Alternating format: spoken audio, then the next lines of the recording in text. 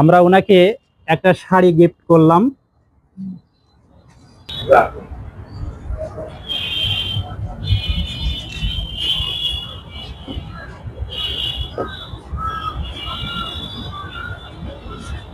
এখানে বসেন আপনি। হ্যাঁ, ইনি একজন খুবই অসুস্থ একটা মহিলা, খুবই বৃদ্ধ, চলতে পারে না, পায়ে তার সমস্যা এবং ভিক্ষা করে খায়। তার দেখার মতো পৃথিবীতে কেউ নেই। উনি এখানে আসে, ওনার আমার জানা মতে, আমি এখানে দীর্ঘদিন থাকি, ওনার স্বামীর কবর আছে এখানে। তারপরে ওনার মুখ থেকে আমরা একটু শুনি যে আসলে উনি কিসের টানে এই কবরস্থানে উনি আসেন। আপনার এখানে কে আছে? আপনার স্বামী? আপনার দেখার মতো কেউ নেই? আরে, ওনার স্বামীর কবর, উনি নিয়মিত এখানে আসে দেখার জন্য।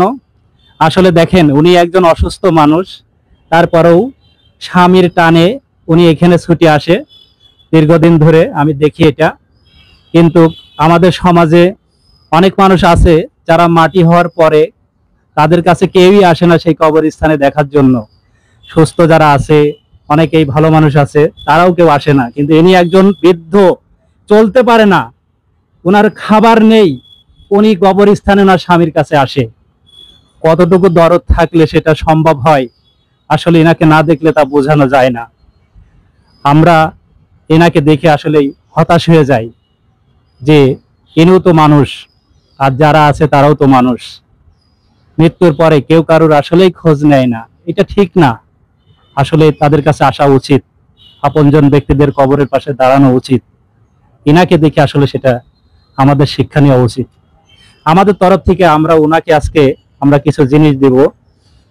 সেটা হচ্ছে যে আমি এখানে নিয়ে আসছি আর কি, আপনাদেরকে দেখাই দিব যে আমরা ওনাকে একটা শাড়ি গিফট করলাম।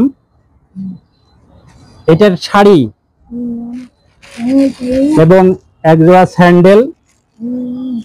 স্যান্ডেল, উনি যেহেতু খালি পায়ে থাকে। তারপরেও আমি ওনাকে নগদ 100 টাকাও দিলাম আর কি।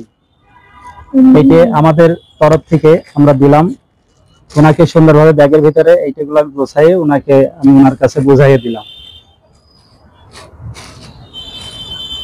আপনাদের উদ্দেশ্যে আমি একটি কথাই শুধু বলতে চাই, আসেন আমরা সবাই মিলে এই জাতীয় মানুষের পাশে দাঁড়াই, এই জাতীয় মানুষের একটু উপকার করার চেষ্টা করি। আপনারা সবাই আগিয়ে আসলেই আমরা ইনশাল্লাহ পারবো এই ধরনের মানুষের পাশে থাকতে।